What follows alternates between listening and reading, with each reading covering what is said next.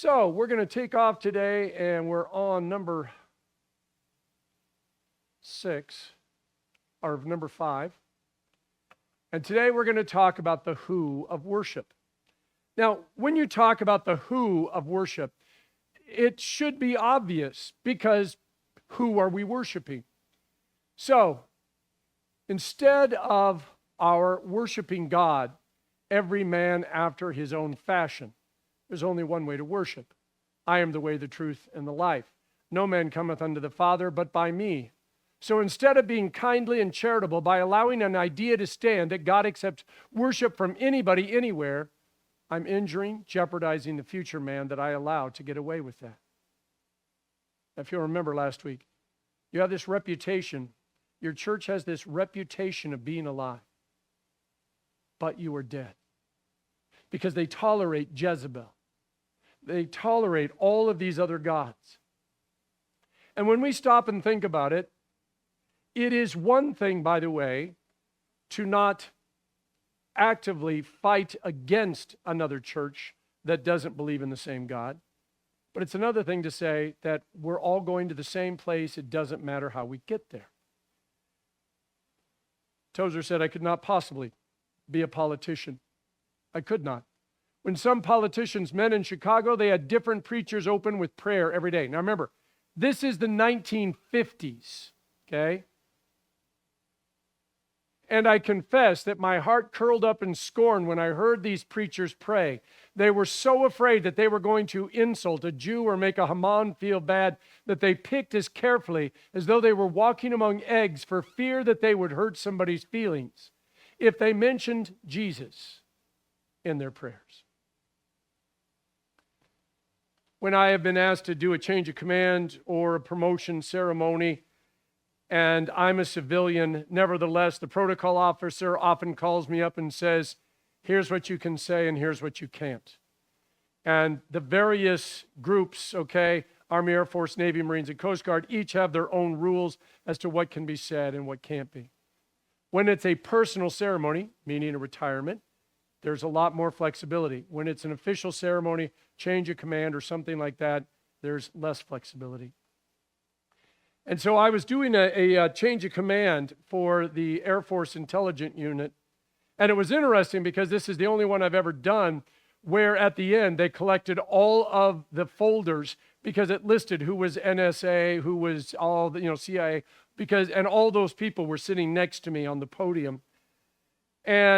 But it was interesting because the protocol officer came to me and said, sir, we would rather you not pray in the name of Jesus. And I looked at him and he says, let me explain. He says, normally I would not have a problem, but the incoming individual is an Orthodox Jew.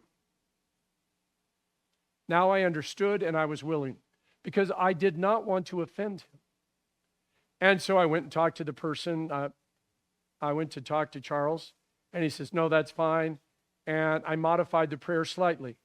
It was still very much Christocentric, but, and afterwards the colonel pulled me aside and said, it would have been okay if you had used Jesus. I said, I did not know, and we didn't have a chance to introduce ourselves, but I said, I did not want to offend you. He said, you would not have offended me. And we had a great talk for a few minutes. But this is one of those things that there's a difference between I want to make inroads. And this is why St. Paul said, I have become all things to all people that somehow, by God's grace, some of them might be saved. So there's a difference between me walking into a crowd and screaming at the top of my lungs about Jesus and going through all the Bible verses and me saying, in order to work through this, I'm going to start off slow and work my way up. The Christian faith is a delicate balancing act. Love your enemies. Forgive one another. Speak the truth in love. Our aliveness isn't what we do. It is why we do it. And this is the difference. It is not the words I use. It is not the prognostications that I make. It is the spirit that accompanies the word and the statements and the movements. And this is important when it comes to worship. Revelation 3:7-13 To the angel of the church in Philadelphia write, these are the words of him who is holy and true, who hold the key of David. What he opens, no one can shut, and what he shuts, no one can open. I know your deeds. See, I have placed before you an open door that no one can shut. I know that you have little strength, yet you have kept my word and have not denied my name. I will make those who are of the synagogue of Satan, who claim to be Jews, though they are not, but are liars. I will make them come and fall down at your feet and acknowledge that I have loved you. Now, I want you to notice something. The synagogue of Satan. Then notice how he clarifies. Those who claim to be Jews, but are not. This is a very important distinction that we need to draw. It is like when someone, if you heard about the individual that killed the politicians in Minnesota.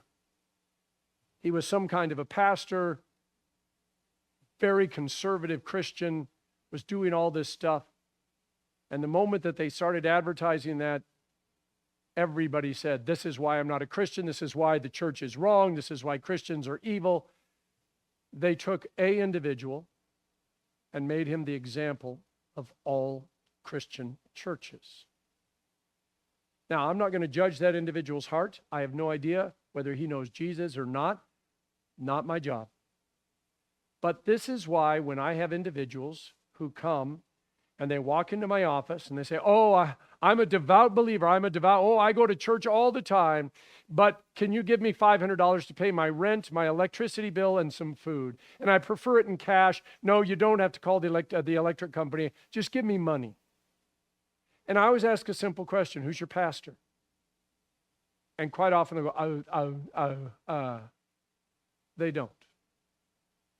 And it's because in their thought process, they know what story to tell. They come to a church, they claim to be a Christian.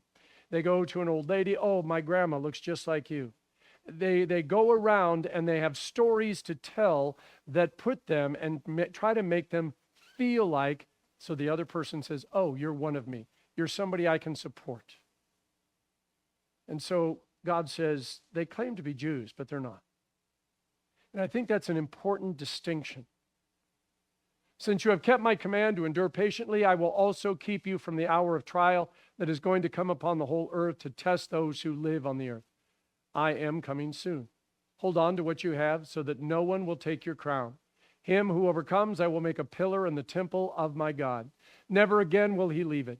I will write on him the name of my God and the name of the city of my God, the New Jerusalem, which is coming down out of heaven from my God. And I will also write on him my new name. He who has an ear, let him hear what the Spirit says to the churches. Now, the ancient city of Philadelphia is now known as Al-Asher, the city of God. It's in Turkey. The city was founded by Attalus II, Philadelphus of Pergamum, in the 2nd century BC, and given its name because of his great love for his brother.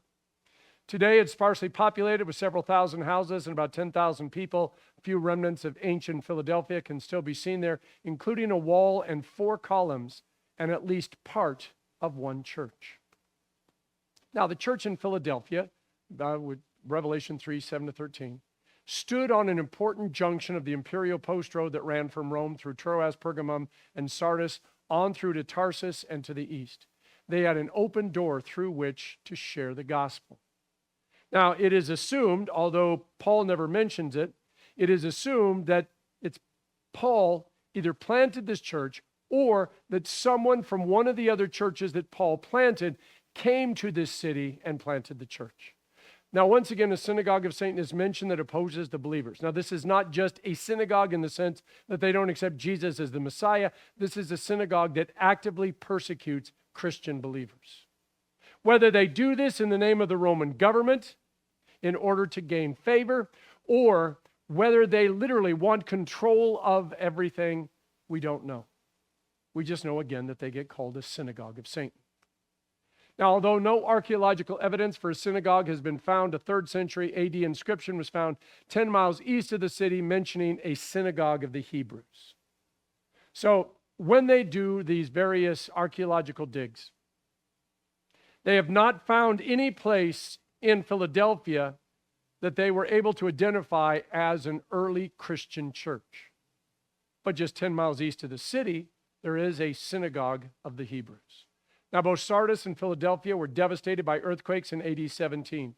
Asian temples were built to withstand severe earthquakes. Their foundation were laid on beds of charcoal covered with wool fleeces, which caused the structure to float on the soil like a raft. Each block was joined to another by metal clamps so that the platform was a unity. Now think about this.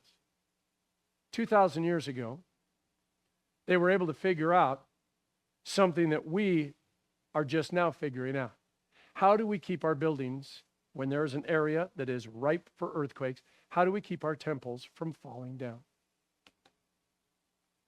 The various temples dedicated to different gods were the safest structures in the city, hence the notes about being a pillar in the temple of God being one of security and safety.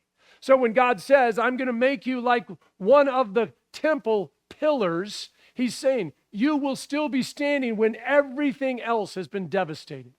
Inscribed pillars today are found throughout Aegean Turkey. A dramatic example is the Temple of Zeus at Eurymos with the dedicatory inscriptions on 10 of the 11 standing pillars. Jesus will write divine names as well as his new name on those human pillars who overcome. Now I know it gets a little confusing, and this is not a study of Revelation, so we're going to back off. But when he says, you know what, I'm going to write my new name on you, I'm going to write the name of the new city on that's coming down from heaven, and all of this is to simply say that you are going to be new. You are not the old, the new has come. And so when this letter comes, it says, the reason that this is so important, that you remain faithful, is because you have been set apart by God to tell the world. And just like these Jews claim to be Jews but are not, we do not need churches who claim to be Christian and are not. And we struggle with this. We always have, we always will. Philadelphia, city of brotherly love, was renamed twice in the first century. The first after the AD 17 earthquake to Neo-Caesarea in gratitude for Tiberius Caesar's generosity as he rebuilt and then a second time to Flavia after Vespasian gave financial assistance following a similar catastrophe. In other words, Philadelphia, the city of brotherly love, was built in a really bad place. And the fact that it's sparsely populated today is a testimony to the fact that some were able to stay, but most people fled to other places. Tozer. It's good to know that somewhere in the universe there is something sound and right. That's interesting. I love that statement when he said it. He says, I'm really glad to know that somewhere there's a place where everything's the way it should be. And of course, he's talking about heaven. Now, jealousy would make us angry that we're not there, that we're stuck in the middle of all of this chaos. Depression would say, well, we don't deserve to be there. It just, obviously we're not good enough. God doesn't love us enough, or we've done something wrong. Self-actualization would have us believe that we needed to earn it, that somehow we could change ourselves so that we could get there. In other words, we get to ascend, where if we can just be good enough and work hard enough, then we'll magically wind up there. So when Tozer says it's good to know that there's a place, I want you to notice he doesn't say he's on his way there. It doesn't say he's working to get there in the sense that it's everything. He simply said, I'm just thankful to know that there is a good place. When David wrote the Psalms, he was always talking about these beautiful, personal experiences. And then quite often he would say, and yet here I am in the depths. And it was a back and forth between the two. But what Tozer is reminding us of is that ultimately there is a place that we are striving for and wish to be. Tozer just gives thanks that there is somewhere that's sound and right. Now, what about you? Do you believe, number one, that such a place exists? Now, this is important because when Rob Wertheim was here, he works for Jews for Jesus, and we were out having dinner or lunch one day, and he encouraged me to talk about and ask the questions I have. And I asked what I thought was a very simple question. And I said, what do most modern day Jews believe? And Rob said, well, most of them are not waiting for a Savior. Most of them are not waiting for the Messiah. And I waited for him to say that he was only talking about the cultural Jews, the ones who never go to temple, who never, follow any of the holidays. And then he went on and he said, no, actually, a lot of the people who go to temple, they're not waiting for the Messiah. And I started to think about that. And I started to think about the people I've met that went to church, and they were honest. I'm just there because I don't want to be alone on Sunday mornings. I'm there to hopefully find a spouse. I'm there because I've always gone to church, but I don't really believe in God or whatever's next. I go to church, but, it's really just more of a going through the motion thing. And all of a sudden I began to realize that there are a lot of people, far too many, that go to churches, that pray, but they're not really sure what they're praying to or about or for. They're not sure why they're in church, that their faith is lost. And so when we ask, do you believe in heaven? And Barna, I'm sure, has, and I should have looked it up. I have no doubt that Barna has got a survey that they did recently where they asked Christians, people that claim to go to church on a regular basis, do you believe there's a heaven? And by the way, this is one of those things that when we're at the district convention, we vote on our phones now. And in order to make sure that everybody's phone works, they always do these simple questions. And they ask something like, the wall is blue, yes or no? And it's always 99% yes, and there's always one person who says no, just to be the contrarian. But everybody votes. All of a sudden now, we take this survey. We go to these big churches, these mega churches. We go to the big churches in the Midwest that are Lutheran. We go to the Catholic churches, and we ask them, this is completely confidential. We don't know who's going to say what. And I know that we would get far more people than we would think who say, I'm not sure there's a heaven. I'm not sure there's a salvation. I'm not sure there's anything after this life. And some of them, it might just be they're having a bad day.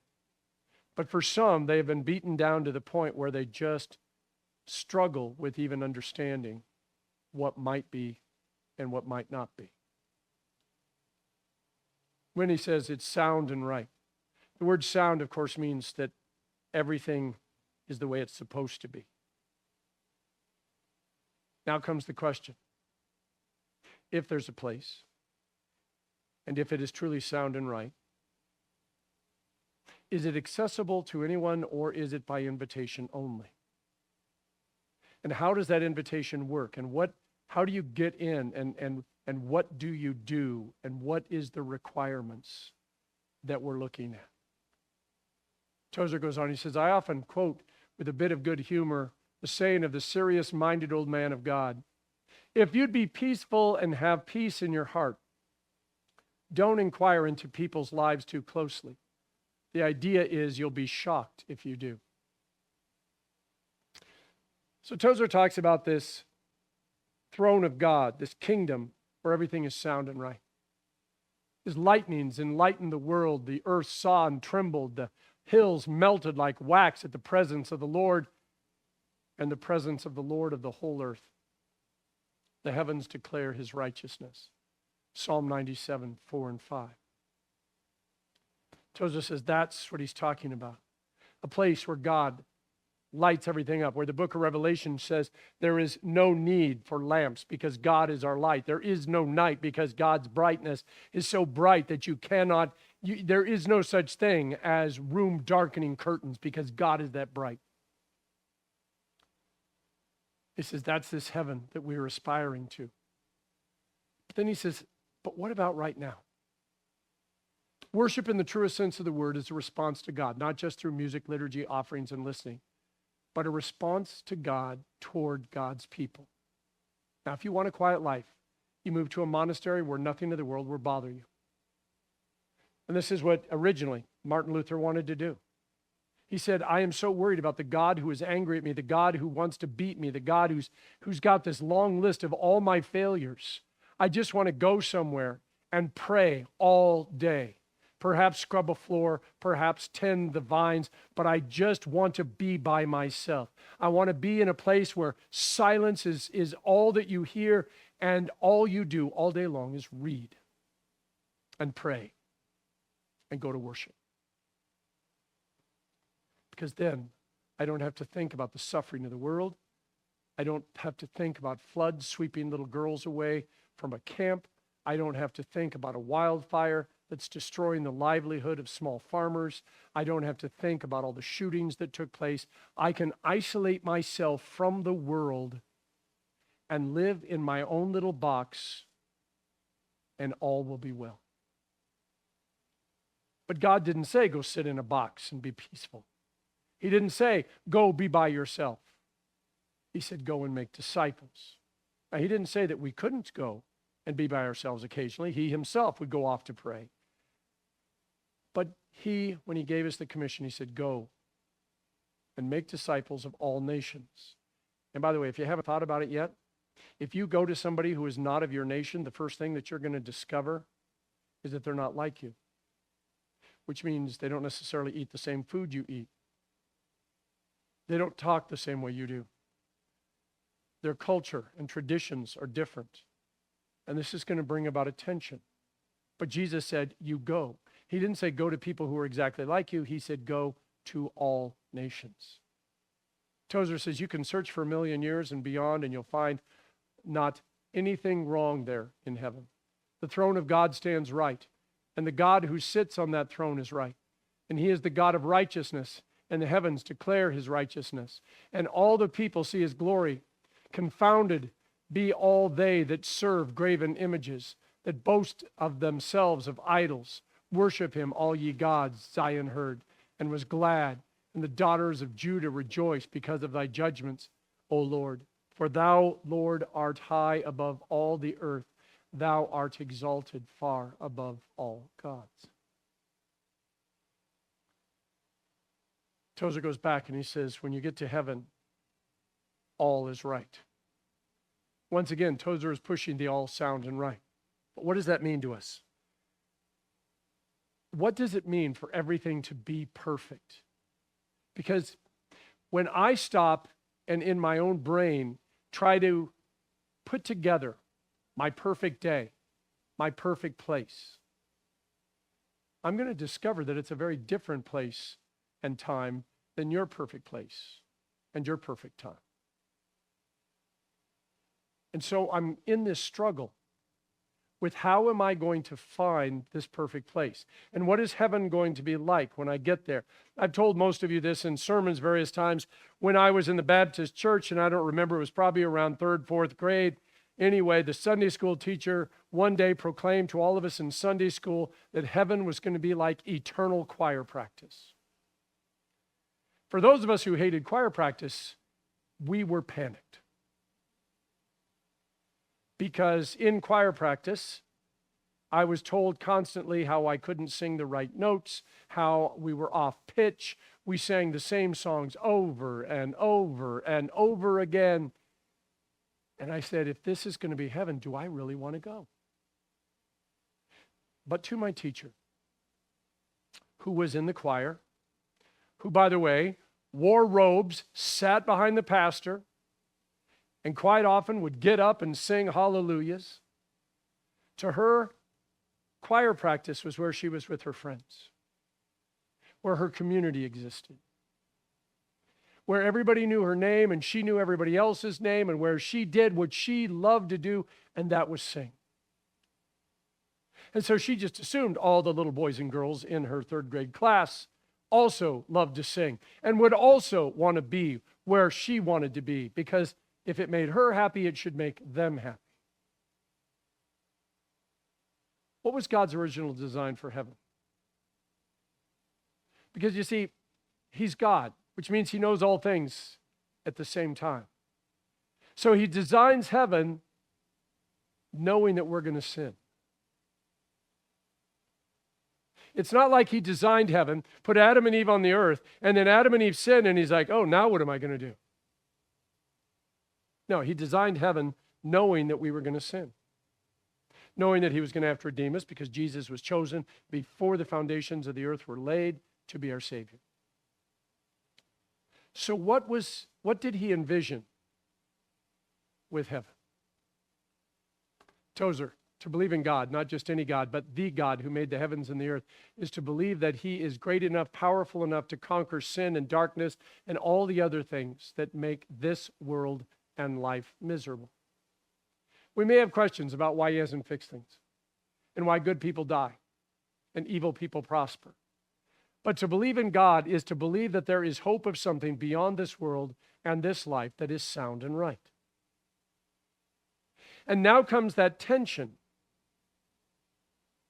Can we believe that it exists and it is sound and right over against everything that's happening in our life and our world that is doing its best to wrench us away from God and his love? Because this is where we're finding ourselves caught. In the past 10 years, 5 very prominent pastors of mega churches, 20, 30,000 worship, have walked away and said, I don't think there's a God. 3 or 4 Christian artists who wrote top 10 Christian songs. And you know me, I'd say there's no such thing as a Christian song. There's a song written by a Christian. But here's where it becomes a problem. They left the church and said they don't believe in God anymore. So now we have a song that was written by somebody who claimed to be a Christian when they wrote it, but now say they don't believe in any God. Can we sing that song anymore? Even if it is theologically correct and perfect. And this is where we begin to struggle. All the sermons that those pastors preached that were televised around the world, does that negate all that they said and did because now they say they don't think there's a God? What do you think the world's definition of heaven is? See, it's one thing to ask people in the church, what do you think heaven is? Oh, heaven is gates made of one giant pearl, and this is always my favorite, gold that's translucent is what the streets are. The city is made of all the different gems and stones, and there's angels there. And of course, we always imagine them playing harps. Not sure totally where we got that. But we started saying there's angels everywhere. Everybody wears white robes. This is heaven. And it's constantly worship songs, holy, holy, holy. But now let's ask people outside the church who may at one time have been Christian, may not have been a Christian, may have gone to church, may have been exposed, may have read some things, may have watched some Hallmark movies. What do they think heaven is? And why? And what things have to be present for it to be heaven? Because I have to admit, I've had people say, Pastor, I read in the Bible that there are no seas in heaven. If I can't fish, I don't know that I want to go. I've had other people say, well, are my dogs going to be in heaven? I go, I don't know. And they go, well, I want to be with my dogs. So we start saying, for it to be heaven, it has to have these things. C.S. Lewis said, too often, I am afraid, heaven is desired chiefly as an escape from hell. And all of a sudden, we begin to realize that may be all it is for a lot of people. It's an escape. In other words, there's only 2 choices, heaven and hell. Well, I don't want to go here, so I guess I want to go here. And this is like when you are going out to dinner and your heart is set on a particular dish from a particular restaurant, which is your absolute favorite, and you get there and find out that the restaurant is closed or they're out of that dish tonight, and now all of a sudden you're like, well, it doesn't really matter because I had my heart set on something. And so the question is, what's heaven? And why is it heaven? And what is it that would make us as believers or anyone else desire heaven? What are we looking for? Tozer says, now that's part of what the 97th Psalm says about God. And after man had fallen, he lost the vision of that glory. Yet the man of God, the martyr Stephen, said, the God of glory appeared unto your father Abraham. And God began to reveal that glory that had been eclipsed. The word eclipse, by the way, means disappeared. And so we got to ask, when did God disappear and when did he reappear? Because what Tozer is saying is that when Jesus arrived, there had been a 200-year, 100-year gap, give or take, where the prophets were silent, where God was silent. Now, he was still moving, he was still working, but nevertheless, he was not rearranging stars and parting oceans and things like that. And so things had quieted down. And then Jesus arrives. And all of a sudden people are like, well, what does this mean? Tozer says, now you know that when a thing is eclipsed, it doesn't mean that its light has diminished that its glory has anywise diminished. It means merely that there is something between us and that shining frame. When the sun is eclipsed, the sun is not 1 degree cooler than it was before, nor does its flames flash out from the surface 1 inch shorter than it did before. It's still as hot and as big, as powerful and as free as it was before it went into eclipse. Because it's not the sun that it's eclipsed. It is us that is eclipsed. And we ought to get that straight. The sun is all right, and so is the great God Almighty. And so Tozer is very clear. We look up, and there is no sun. No, the sun is there. The sun is just as hot, just as powerful, just as bright and shiny. It's just that something has come between us and the sun. And so during those 200 years, just like today, things come between us and God. And when it comes between us and God, and we can no longer see God, we can no longer experience him, we begin to think that God disappeared. This is the famous thing of a 2-year-old. You want to play hide and seek? The 2-year-old goes, you can't see me. If he can't see you, you can't see him. It's that simple.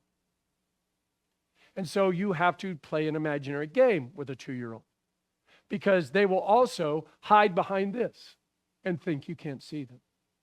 And so you have to go around saying, where are you? I'm trying to find you.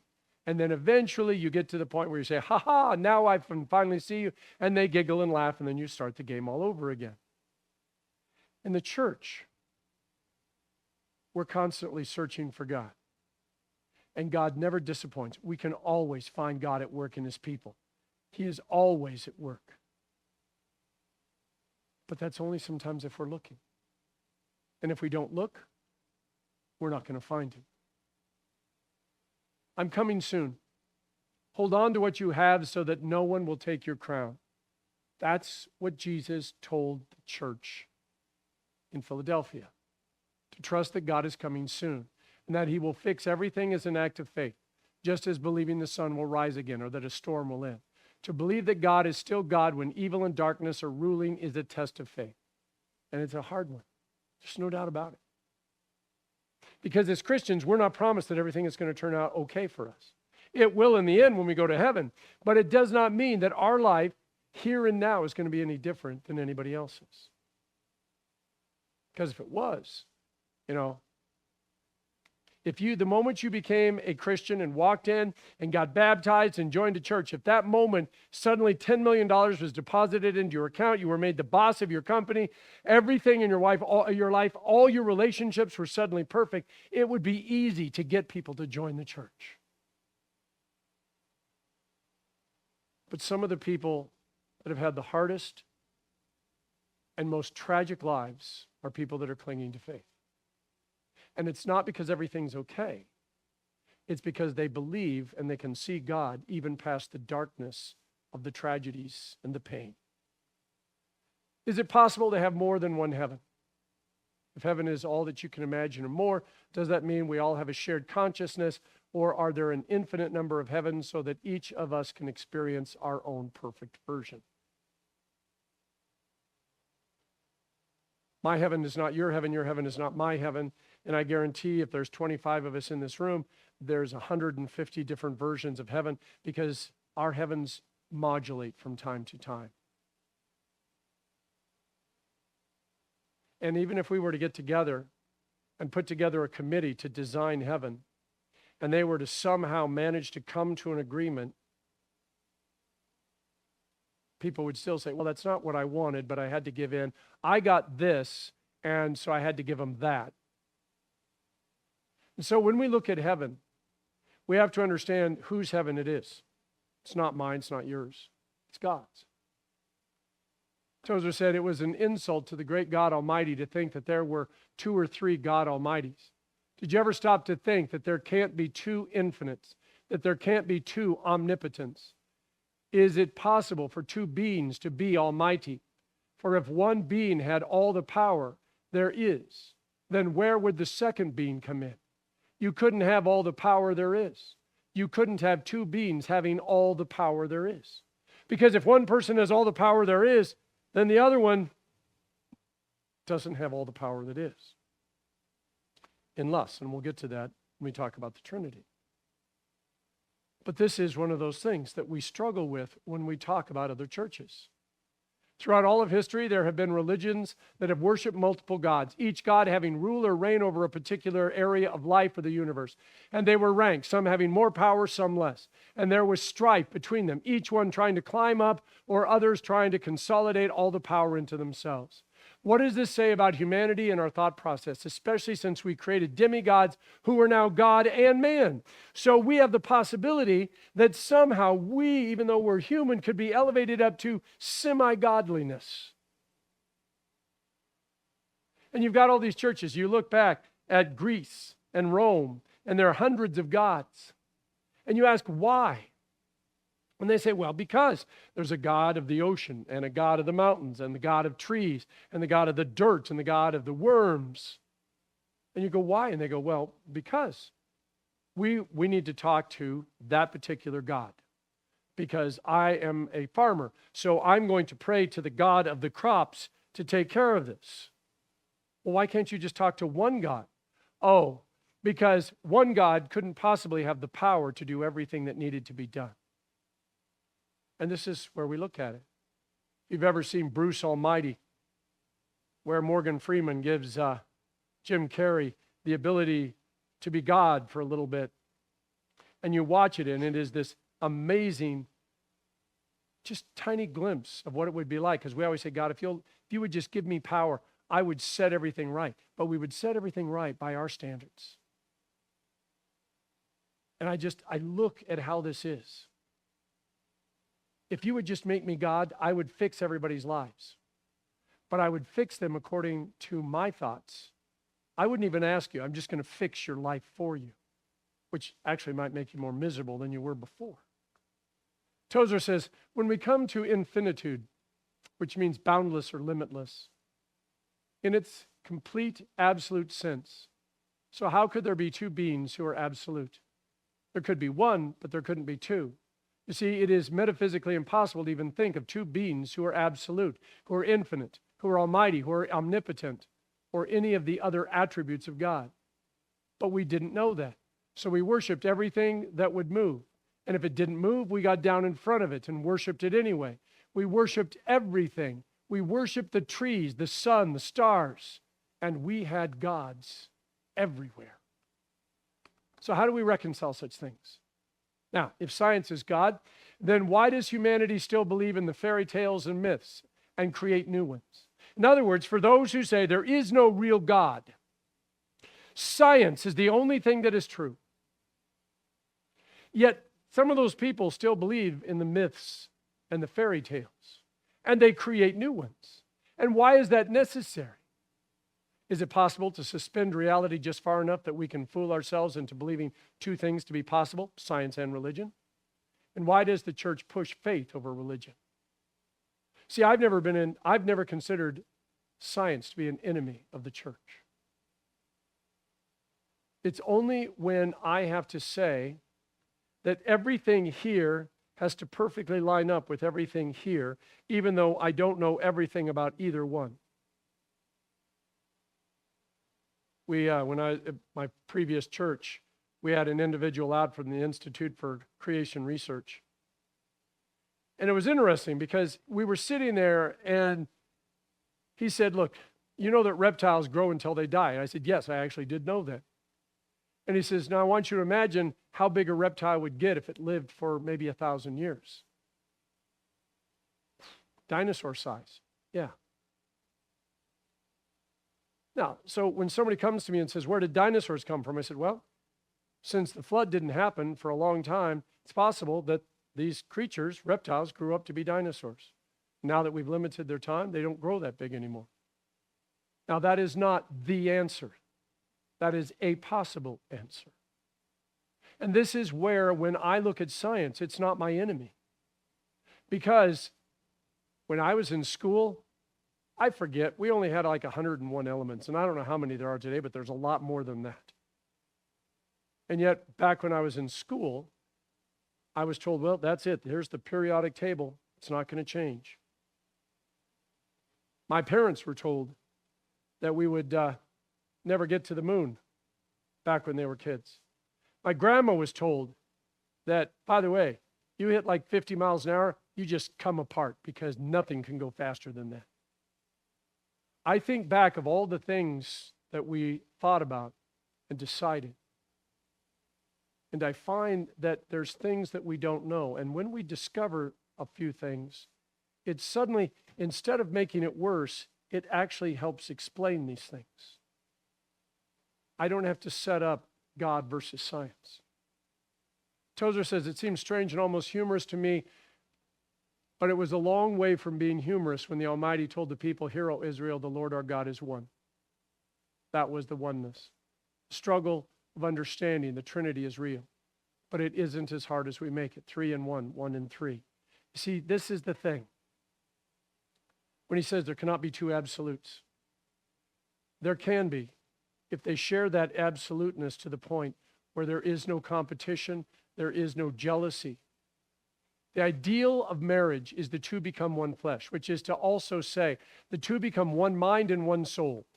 But sin won't let that happen. But it is the ideal.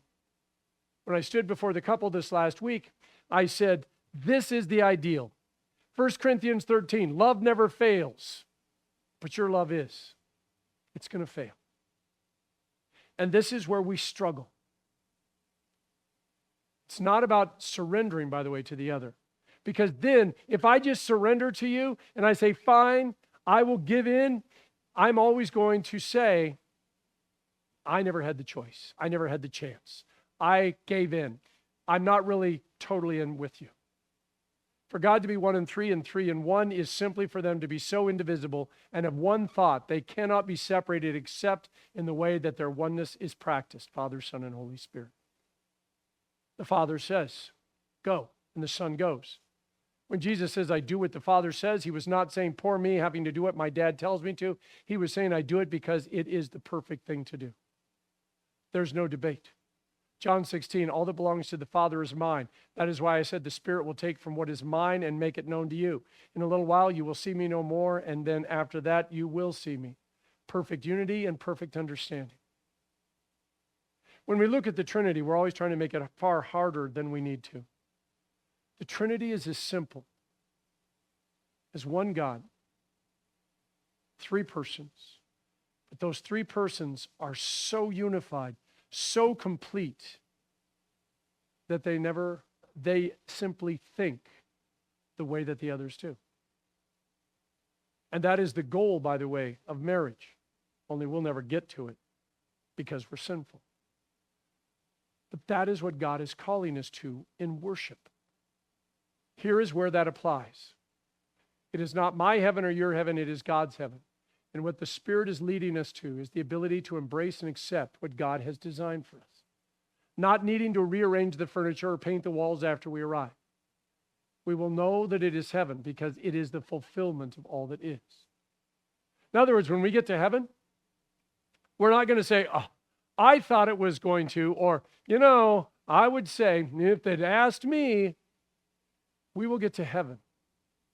And heaven is defined as the presence of God. And we're just going to take that deep breath and realize that anything we thought, anything we designed, pales in comparison to what really is. And we'll just literally embrace it, because there won't be anything to change, anything to do. That's what Tozer is saying. Worship in the truest sense, and we're going to talk about this next week, worship in the truest sense is being so caught up in God's love and mercy that it just is what we are and what we do. And so when it says we worship him, it doesn't mean we're running around singing and giving offerings and things like that. It simply means that we will understand totally who he is and what he is. And there'll be no doubt in our minds. Surrender is not the right word, because that is an act of the will. We will simply say, this is where I've been trying to be my whole life. Well, thank you, and we'll get to the next church next week. We're going to continue the who of worship while adding the next church that the letter is going to. Aloha, a hui ho.